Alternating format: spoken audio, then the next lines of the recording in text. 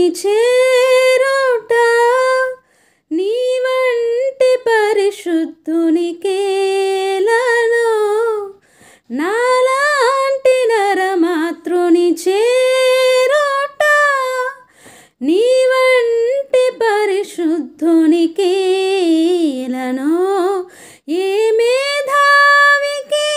విదితమే కాదిది కేవలము నీ కృపే దీనికాధారము